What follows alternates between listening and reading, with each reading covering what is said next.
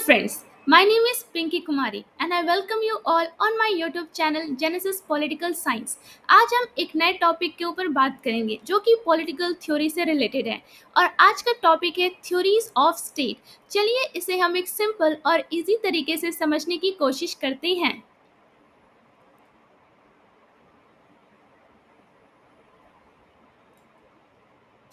Meaning of theories of state. सबसे पहले हम समझेंगे कि जब हम कहते हैं थ्योरीज ऑफ स्टेट तो इसका क्या अर्थ होता है। Theories of state are ideas और explanation given by different thinkers. तो जब हम कहते हैं कि थ्योरीज ऑफ स्टेट तो इसका अर्थ होता है कि इसका मतलब आइडियाज है या फिर एक्सप्लेनेशन है जो कि हमें डिफरेंट डिफरेंट थिंकर्स ने दिया है about how a state should be formed. ये हमें बताते हैं कि कैसे स्टेट को फॉर्म होना चाहिए, व्हाट इट्स पर्पज इज, इसका पर्पज क्या है, and how it should function और कैसे इसे फंक्शन करना चाहिए। These theories try to answer question like why we need a state. तो ये जो थ्योरीज हैं कहीं ना कहीं हमें आंसर देते हैं कैसे क्वेश्चन का, जैसे कि why we need a state, हमें स्टेट की आवश्यकता क्यों है। हु शुड होल्ड पावर, किसके पास पावर होनी चाहिए। How laws should be made, laws कैसे बनना चाहिए। And what kind of rights people should have, और जो लोग हैं उनके पास किस प्रकार के राइट्स होने चाहिए। Just like people have different opinion on how to run a family और स्कूल। जिस प्रकार लोगों के डिफरेंट डिफरेंट ओपिनियन होते हैं कि कैसे एक फैमिली को रन करना है या कैसे एक स्कूल को रन करना है। Thinkers have different views on how to run a country. उसी प्रकार जो थिंकर्स हैं वो हमें उनके डिफरेंट व्यूज हैं जो हमें बताते हैं कि कैसे एक कंट्री को रन करना है। These views are called theories of the state. तो इन्हीं व्यूज को हम क्या कहते हैं, थ्योरीज ऑफ स्टेट कहते हैं। They help us understand the role of government. जो थ्योरीज ऑफ स्टेट है वो हमें हेल्प करते हैं इस बात को समझने में कि role of the government in society. तो रोल ऑफ द गवर्नमेंट क्या है सोसाइटी में, and how power should be use for the good of the people, और कैसे पावर का यूज होना चाहिए लोगों के भले के लिए। अब हम समझते हैं meaning of divine origin theory of the state. The divine origin theory says that the state was created by God. तो जो डिवाइन ओरिजिन थ्योरी है स्टेट की, वो कहती है कि जो स्टेट है वो गॉड के द्वारा क्रिएट किया गया है। एंड किंग्स और rulers were chosen by God. और जो किंग्स हैं या फिर जो रूलर्स हैं उन्हें किसने सेलेक्ट किया है, गॉड ने उन्हें सेलेक्ट किया है टू रूल ओवर पीपल, जिसके द्वारा वो लोगों के ऊपर शासन कर सकें। People believe that a Kings power came from God. तो जो लोग हैं वो इस बात में विश्वास करते हैं कि जो राजा के पास पावर है वो कहाँ से आता है, गॉड से आता है, ईश्वर से आता है। So obeying the king was like obeying the God. तो अगर आप राजा की बात को मानते हो, उनके बातों का अगर आप सम्मान करते हो, तो कहीं ना कहीं आप गॉड की बातों को मान रहे हैं। No one had the right to question और remove the king.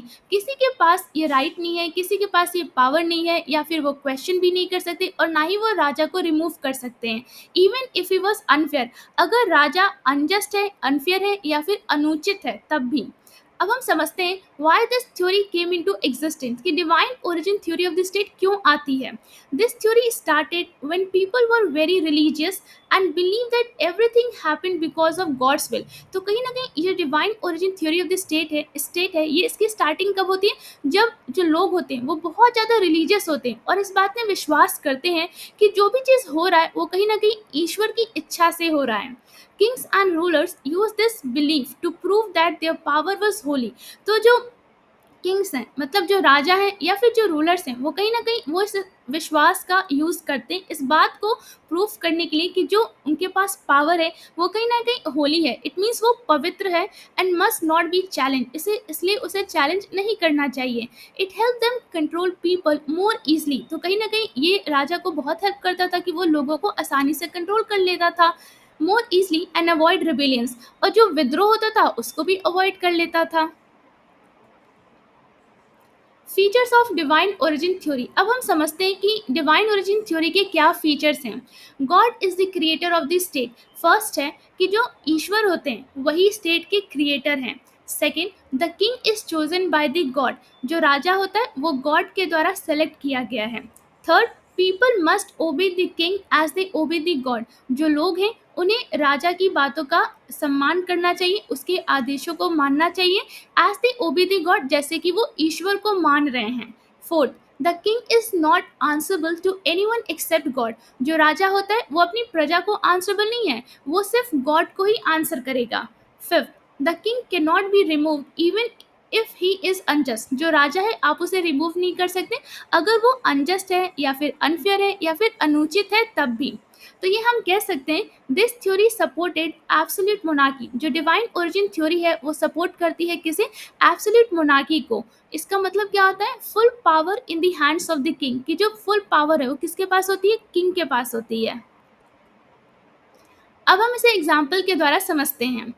Examples of divine origin in practice. First, in India Asian kings were called Rajdharma. तो इंडिया में क्या था, जो एशियंट में राजा थे उन्हें हम क्या कहते हैं? राजधर्म कहते थे। किंग्स फॉलोइंग डिवाइन ड्यूटी, इसका मतलब जो राजा होता है वो एक डिवाइन ड्यूटी को फॉलो करता है।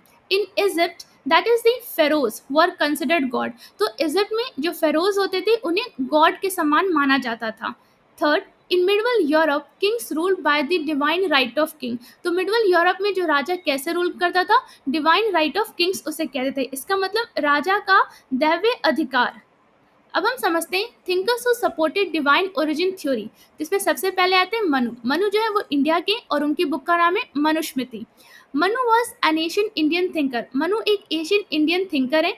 In his book Manusmriti he wrote that the king is sent by God. उन्होंने एक बुक लिखी थी जिसका नाम मनुस्मृति है। उसमें वो लिखते हैं कि जो राजा है वो ईश्वर के द्वारा भेजा गया है टू प्रोटेक्ट द पीपल, जिससे कि वो जो लोग हैं उनकी वो सुरक्षा कर सके, एंड पनिश द रॉन्ग डूअरर्स, और जो रॉन्ग डूअरर्स हैं, जो कि दोषी हैं या अपराधी हैं, उन्हें पनिश कर सके। द किंग शुड फॉलो धर्म that is duty and people should ओबे him like they obey the God. तो जो किंग है उन्हें कहीं ना कहीं क्या फॉलो करना है? धर्म को फॉलो करना है, ड्यूटी को फॉलो करना है, अर्थात उन्हें कर्तव्य करना है। एंड पीपल शुड ओबे him like they obey the God, और जो लोग हैं उन्हें ऐसे ओबे करना है जैसे कि वो गॉड को ओबे करते हैं। सेकेंड, सर रॉबर्ट फिल्मर जो कि इंग्लैंड के हैं, और उनकी बुक का नाम है Patriarcha. Filmer said that just like a father rules his family a king rules his country. Filmer कहते हैं कि जैसे एक फादर एक फैमिली को रूल करता है, उसी प्रकार जो राजा होता है वो एक कंट्री को रूल करता है। And both get their power from God, और दोनों को पावर कहाँ से मिलती है? गॉड से मिलती है। He believe the king should have full power. तो जो सर रॉबर्ट फिल्मर है वो इस बात में विश्वास करते हैं कि जो राजा है उसके पास फुल पावर होनी चाहिए, and people should not question him, और जो लोग हैं उन्हें बिल्कुल भी क्वेश्चन नहीं करना चाहिए। थर्ड, एस टी ऑगस्टीन जो कि रोम के हैं, उनकी बुक का नाम है द सिटी ऑफ गॉड। उसमें ये क्या लिखते हैं? He believe the state is part of God's plan. वो इस बात में विश्वास करते हैं कि जो स्टेट है वो एक गॉड का प्लान है, उसका एक हिस्सा है। Rulers are chosen by God. जो रूलर्स होते हैं वो किसके द्वारा सेलेक्ट किए जाते हैं? गॉड के द्वारा। So people must follow them to do what God wants. तो जो लोग हैं उन्हें कहीं ना कहीं राजा को फॉलो करना चाहिए, क्योंकि ईश्वर की भी यही इच्छा है। फोर्थ, थॉमस एक्विनास जो कि इटली के हैं, और इनकी बुक का नाम है Summa Theologica. He also said rulers are chosen by God. तो थॉमस एक्विनास भी कहते हैं कि जो रूलर्स होते हैं वो सेलेक्टेड है किसके द्वारा? गॉड के द्वारा। Obeying the king means obeying the gods law. अगर आप राजा को मान रहे हो, उसके अगर सम्मान कर रहे हो, तो कहीं ना कहीं आप गॉड के लॉ को भी ओबे कर रहे हो। अब हम समझते हैं meaning of force theory of state.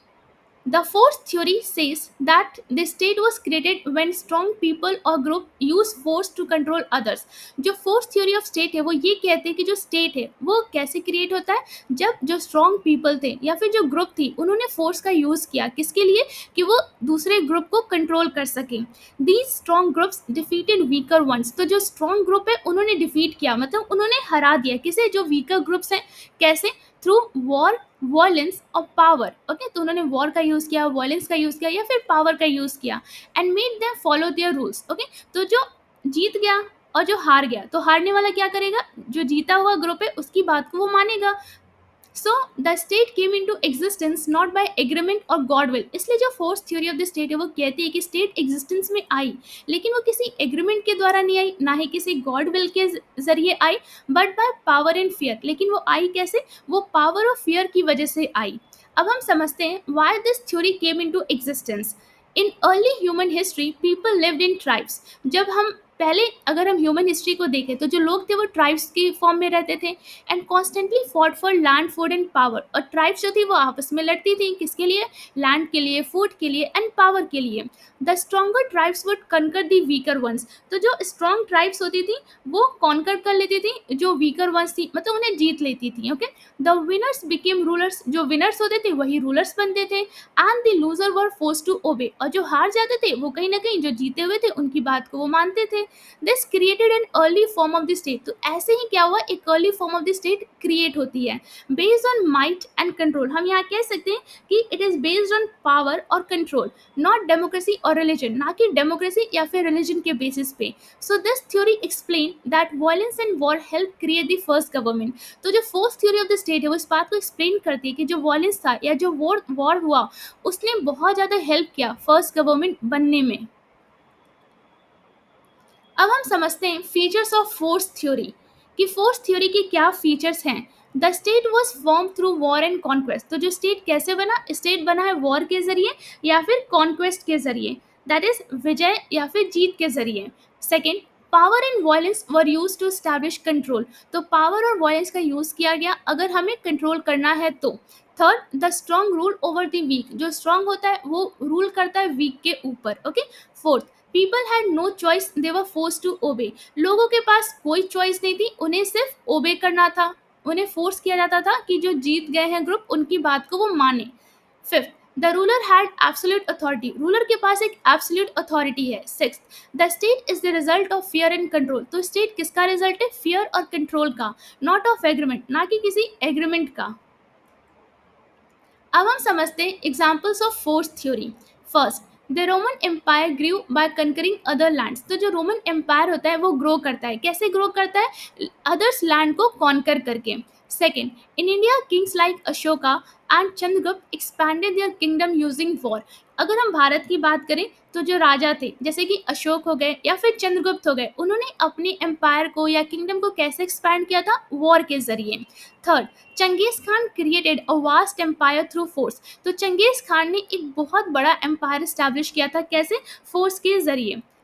Fourth, military dictatorship in modern times, that is example north Korea show similar ideas. तो जो मिलिट्री डिक्टेटरशिप हम आज के समय में देख सकते हैं नॉर्थ कोरिया, वो भी कहीं ना कहीं एक फोर्स थ्योरी को रिजेंबल करता है, उसके सिमिलर आइडियाज को फॉलो करता है। इसे हम थोड़ा समझने की कोशिश करते हैं। फर्स्ट, पावर थ्रू फोर्स, कि जो पावर आई वो कैसे आई? फोर्स के जरिए आई। North Korea is ruled by one family. North Korea जो है वो एक फैमिली के द्वारा रूल की जाती है, starting from Kim Kim second सुंग हु यूज मिलिट्री पावर। तो जो सबसे पहले रूलर थे उनका नाम था किम किम सेकेंड सुंग, जो कि उन्होंने मिलिट्री पावर का इस्तेमाल किया to take control after world war second. उन्होंने नॉर्थ कोरिया को क्या किया? कंट्रोल में ले लिया वर्ल्ड वॉर सेकेंड के बाद। The leadership stayed in the family back by strong army. तो जो लीडरशिप है नॉर्थ कोरिया में वो वहाँ पे एक ही फैमिली कंट्रोल करती है और उसे बहुत ज़्यादा वहाँ की आर्मी स्ट्रांगली सपोर्ट करती है। Second, no choice for the people. जो नॉर्थ कोरिया के लोग हैं उनके पास कोई भी चॉइस नहीं है। People in North Korea do not get to choose their leaders. तो जो पीपल जो नॉर्थ कोरिया के उनके पास ये पावर है ही नहीं कि वो अपने लीडर को सेलेक्ट कर सकें। There are no free election, वहाँ पे कोई फ्री इलेक्शन नहीं होता है। The government stays in power by controlling the army. जो वहाँ पे गवर्नमेंट है वो कैसे पावर में रहती है, कैसे वो सत्ता में रहती है? वहाँ की आर्मी को कंट्रोल करके and using fear and punishment, और वो फियर और पनिशमेंट का यूज करती है। Third reason, that is the strict control. The military plays a big role in daily life. जो वहाँ की मिलिट्री है वो बहुत ज़्यादा इंपॉर्टेंट रोल प्ले करती है वहाँ के डेली लाइफ में। Anyone who speaks against the government can be gelled और इवन एग्जीक्यूटेड। वहाँ पे जो प्रजा है या वहाँ पे जो लोग हैं, जो सिटीजन है, अगर वो अपने गवर्नमेंट के अगेंस्ट बोलते हैं तो उन्हें जेल में भी भेजा जा सकता है या उन्हें एग्जीक्यूट भी किया जा सकता है। This is how the leader keep control. इसी प्रकार वहाँ के जो लीडर है उस एरिया को कंट्रोल करता है बाय यूजिंग फोर्स और थ्रेट ऑफ फोर्स का यूज करके। Fourth reason, that is glorifying the leader, that is praise करना, ऑनर करना लीडर को। The government uses propaganda to make the leader look like a god. जो वहाँ की government है वो क्या करती है? प्रोपेगेंडा का यूज करती है कि वो अपने लीडर को एक गॉड के जैसा दिखाती है।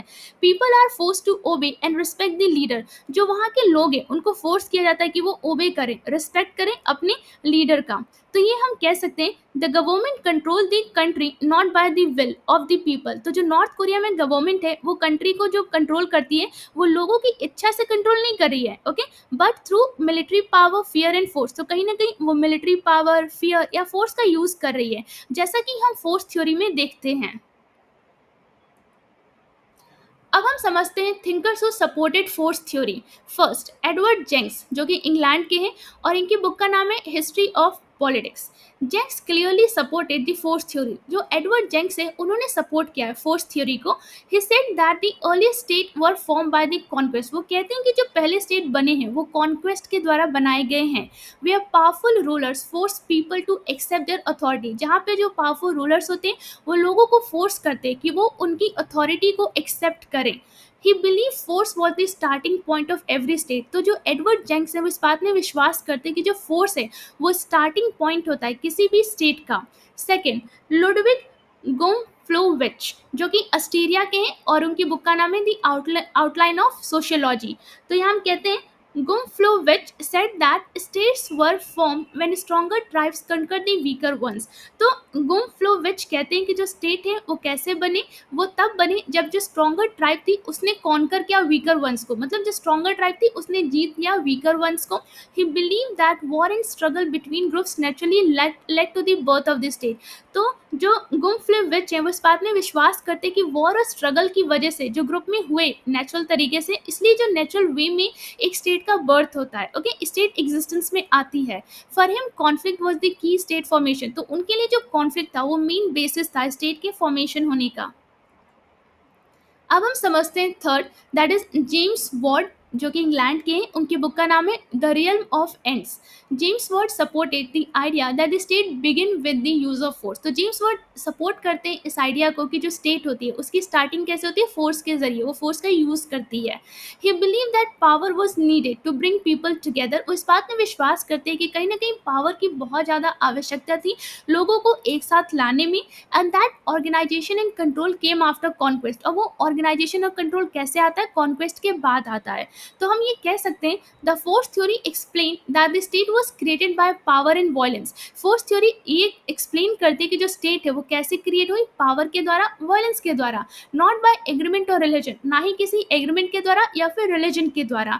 It shows that strong people rule over the weak. तो फोर्स थ्योरी हमें दिखाती है कि जो स्ट्रॉन्ग पीपल होते हैं वो वीक के ऊपर रूल करते हैं। कैसे रूल करते हैं, बाय यूजिंग फोर्स, फोर्स का यूज करके। And this became the base of early government. और यही जो है वो अर्ली गवर्नमेंट का बेस है, फाउंडेशन है। अब हम समझते हैं meaning of evolutionary theory of the state, कि evolutionary theory of the state का क्या अर्थ है। The evolutionary theory says that the state did not come into existence all of a sudden। Evolutionary theory of this state कहती है कि जो state है वो existence में अचानक से नहीं आई है। It slowly developed over time। ये धीरे धीरे over the time, over the years develop हुई है। Like how a child grows into a adult। जैसे एक छोटा बच्चा कैसे धीरे धीरे ग्रो करता है और वो एडल्ट में कन्वर्ट होता है। It started with the family, then clans, tribes and finally turn into a proper state. तो इसकी स्टार्टिंग कैसे होती है, पहले सबसे पहले फैमिली बनती है, फिर क्लान्स बनता है, फिर ट्राइब्स बनता है, उसके बाद एक प्रॉपर स्टेट बनता है। It was a gradual process based on people's needs, social life and experience. तो जो स्टेट है वो कैसे बनी, एक ग्रेजुअल प्रोसेस के जरिए बनी, लोगों की नीड्स की वजह से बनी, सोशल लाइफ और एक्सपीरियंस की वजह से बनी। Why this theory came into existence, चलिए इसे हम समझते हैं। This theory was formed because many thinkers observed that states were not formed by war or divine power। तो जो evolutionary theory of the state है वो इसलिए फॉर्म होती है क्योंकि इसमें बहुत सारे जो थिंकर होते हैं वो इस बात में विश्वास करते हैं कि जो स्टेट है वो किसी प्रकार की वायलेंस या वॉर या डिवाइन पावर की वजह से नहीं बनी है, but grew step by step from simple to complex society. लेकिन वो धीरे धीरे स्टेप बाय स्टेप ग्रो हुई है। पहले वो सिंपल थी, बाद में वो कॉम्प्लेक्स सोसाइटी में कन्वर्ट हो जाती है। एज ह्यूमन लाइफ चेंज, जैसे जैसे ह्यूमन लाइफ चेंज होता है, फ्रॉम हंटिंग टू फार्मिंग, पहले हम हंटिंग करते थे अब हम फार्मिंग करने लगे। And from living alone to living in group, पहले हम अकेले रहते थे अब हम ग्रुप में रहते हैं। पीपल मेड रूल्स, जो लोग होते हैं वो रूल्स बनाते हैं, सेलेक्टेड लीडर्स, लीडर को सेलेक्ट करते हैं, अनफॉर्म्ड सिस्टम, और इस प्रकार एक सिस्टम क्रिएट होता है। Slowly this system became government, धीरे धीरे जो सिस्टम होता है वो एक गवर्नमेंट के फॉर्म या फिर एक स्टेट में कन्वर्ट हो जाता है। अब हम समझते हैं की factors of evolutionary theory of the state. First है family. The state begin with the family. जो स्टेट होती है उसकी स्टार्टिंग पॉइंट क्या है? Family. Which was the first social group. Family जो है वो पहली सोशल ग्रुप है। As families grew into big groups, जैसे जैसे जो फैमिली होती है वो बिग ग्रुप में कन्वर्ट होती है, जैसे कि क्लैन हो गई या फिर ट्राइब्स हो गई। ओके, जो ट्राइब होती है, okay, a tribe is a larger social group. तो ट्राइब जो होती है वो एक लार्जर सोशल ग्रुप होती है, while a clan is a smaller सब ग्रुप। लेकिन जो क्लैन होती है वो एक स्मॉल सब ग्रुप होती है विद इन अ ट्राइब, एक ट्राइब के अंदर, usually based on a common ancestry. Okay, तो दोनों का क्या है? एक कॉमन एंसेस्ट्री पॉइंट होता है। The starting living together and needed rules and leadership. तो कहीं ना कहीं एक साथ रहने लगी और कहीं ना कहीं रूल्स चाहिए, एक लीडरशिप चाहिए। Second, religion. Religion help bring people together. Religion ने बहुत मदद की लोगों को एक साथ लाने में। It created common believes, values and custom. तो इस जो रिलीजन है उसने क्रिएट किया एक कॉमन बिलीफ, वैल्यूज या फिर custom which made society more organise. इसकी वजह से जो सोसाइटी होती है और ज़्यादा ऑर्गेनाइज हो जाती है। Religious leaders sometime became political leaders too. तो कई बार जो रिलीजियस लीडर्स होते थे वही पॉलिटिकल लीडर्स बन जाते थे। Third, property and agriculture. When people started farming and knowing land, disputes begin. जब लोगों ने फार्मिंग स्टार्ट की या जब उनके पास लैंड आया, ओके, तो कहीं ना कहीं डिस्प्यूट होने लगा, कॉन्फ्लिक्ट होने लगा। They needed rules and leaders. तो उनको कहीं ना कहीं कुछ रूल्स चाहिए थे, एक कोई लीडर चाहिए था to protect the property and settle argument, जो कि उनके प्रॉपर्टी को प्रोटेक्ट करे और अगर कॉन्फ्लिक्ट हो जाए या फिर डिस्प्यूट हो जाए तो उसे सेटल भी करे, उसे नेगोशिएट भी करे। This lead too early form of the government. तो हम कह सकते हैं इसकी वजह से, इन कारणों की वजह से क्या हुआ? अर्ली गवर्नमेंट फॉर्म हुई। Fourth, need for protection. As society grew, fighting and attacks from other tribes became common. तो जैसे जैसे सोसाइटी ग्रो करती है, जो फाइटिंग होता है या जो अटैक होता है दूसरे ट्राइब से, वो कॉमन हो जाता है। People choose strong leaders for safety. तो जो लोग होते हैं एक स्ट्रॉन्ग लीडर को सेलेक्ट करते हैं, किसके लिए? सेफ्टी के लिए, अपनी सुरक्षा के लिए। These leaders letter became rulers. और वो जो लीडर होते थे, जो स्ट्रांग होते थे, वो कहीं ना कहीं बाद में रूलर्स बन जाते हैं। Fifth, custom and tradition. People followed certain custom और हैबिट फॉर मेनी ईयर्स। जो लोग होते हैं वो कुछ कस्टम होते हैं, कुछ हैबिट्स होते हैं जो सदियों से चले आ रहे होते हैं। These custom slowly turn into laws. तो ये जो कस्टम होते हैं वो धीरे धीरे लॉस में कन्वर्ट हो जाते हैं। And help form the structure of a state. इसकी वजह से जो स्टेट होता है उसका एक स्ट्रक्चर फॉर्म होता है।